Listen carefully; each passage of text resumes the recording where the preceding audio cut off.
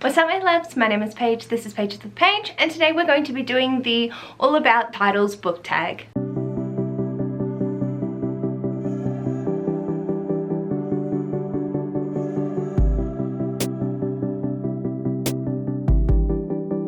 Hello, so welcome to this video. I am very excited to do this tag. It was originally created by Daniela from the channel Only for a Page. I was tagged by both Aoife from Pretty Purple Polka Dots and Danielle from Bookara. So I'm very excited to talk through the questions. This is all questions relating to book titles. There were definitely some questions that had me a little bit stumped, and feel free to tell me that I've stretched these too far. But I think for most of them, we're smooth sailing. So there are 10 questions and let's dive in. So the first prompt is a book with a one-word title, and for that I've gone with Pet by Aoife Mercy. I adore this. I feel like it is such a beautiful book that really deals with such interesting and intricate topics in a short and really palatable way, especially for preteens and up. I find that Aoife Mercy's writing is really beautiful in articulating their points. It's not the most light-hearted book, but it also isn't soul-crushing. It's just a very interesting commentary. So for one word title, I definitely knew which book I wanted to go to straight off the bat. I do have plenty of books with one word titles, but this one definitely called out to me the strongest. The next one is a book with a phrase in the title, and I've sort of tweaked this to be the phrase as the title, and that's Watering the Soul by Courtney Pepperell. This is a poetry book that I haven't read yet, with gorgeous illustrations in it, and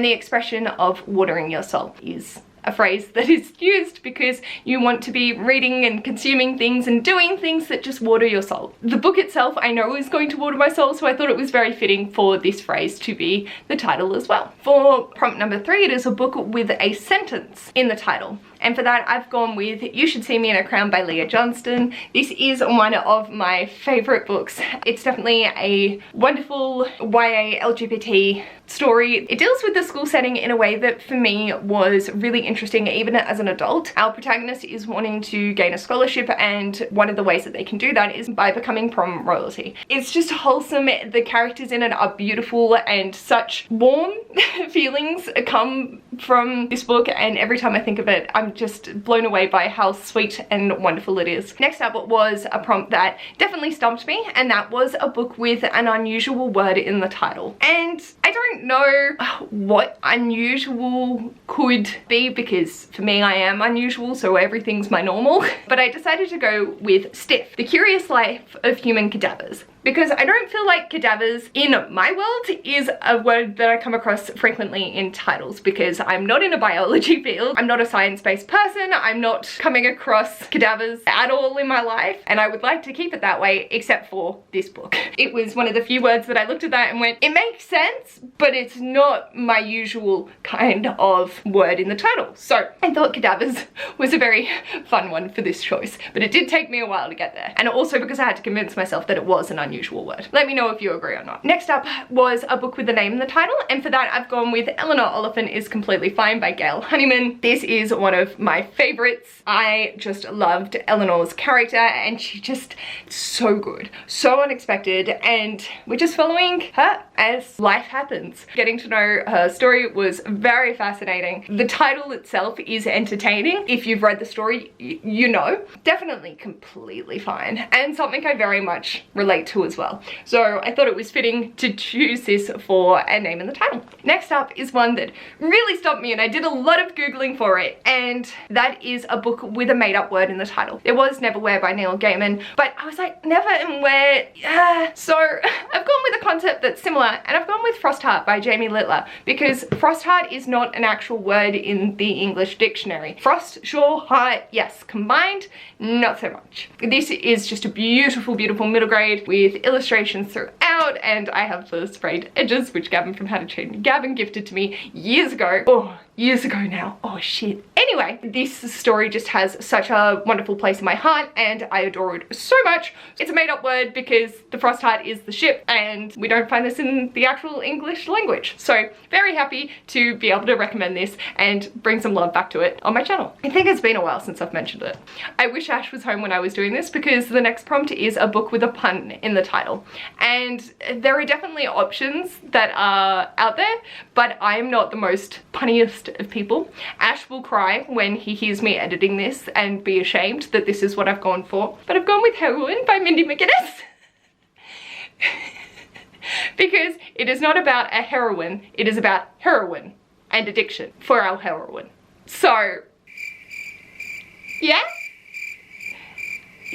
Hopefully I will have found a clip of crickets for then, but if not, just know I'm mentally thinking it. I thought it was punny and I really desperately need to read this book because I love Mindy McGinnis's writing, so I need to call myself out for it, and I thought this was the perfect opportunity to mention it again. Please don't judge me too hard. My punny partner was not around to assist me in this. Prompt number 8 is a book title that describes it well. And for that, I'm going with Know My Name by Chanel Miller. This is Chanel's recount of the court case and the consequences of her rape from Brock Turner. And she was anonymous. Her victim statement got so much press and everyone was just in awe of the statement that she'd given, but no one knew her name. And this was her way of reclaiming that, reclaiming herself and knowing her name. So I thought it was super fitting. It is such a powerful book. It is not an easy read because of the subject matter, but Chanel writes beautifully. It is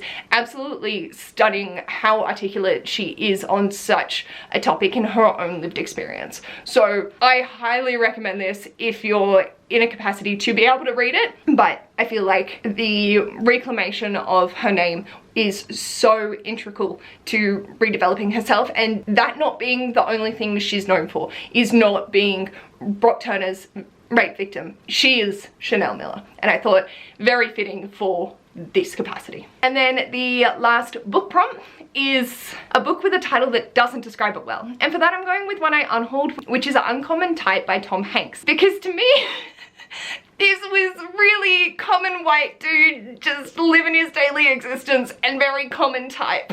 So please don't come at me.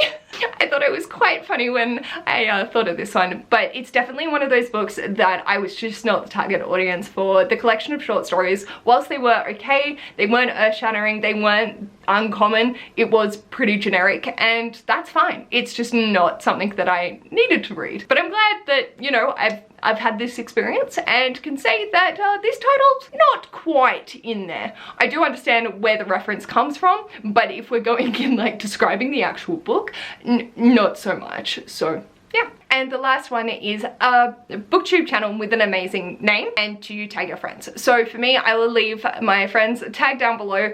There's all my Aussie peeps that I love and adore, so if they feel so inclined to do this, I will have tagged them. But the 3 booktube channels that I want to shout out are Kim from Whimsical Narratives. It's just beautiful. I love thinking on Kim's channel name because it is that feeling that I want to elicit from books, having that whimsical moment with them, and so I thought that was really beautiful. Being able to transfer it into her channel and then knowing the backstory to her channel name as well was just really wholesome, and I love that as a name. The next one is Novel Serendipity. I think it just hits the notes for me because obviously serendipitous, I love it. Any play on a name, obviously, I'm going to be here for. And I just feel like it really sums up Sarah's channel as a whole as well. It's a very serendipitous channel and just a lot of fun. And the other one is very similar, and that's Novelty Corner, which is Steph's channel. I love Steph's channel name. The fact that it just is so easy to remember because it is so just beautifully done. I love novelty in things and I love tea. Combining the two into a channel name, perfect. Just spot on. I love all 3 of these wonderful booktubers, so please go check out their channel as well as the others that I have tagged down below. Let me know in the comments one if you agree with my choices for matching to these prompts, and also what would you do for a book with an unusual word in the title if you can think of one, or any other question that was there if you would like to let me know down below. If you like this video, feel free to give it a big thumbs up, and if you'd like to see more of this mess, feel free to subscribe, and I'll hopefully see you in my next video. Bye!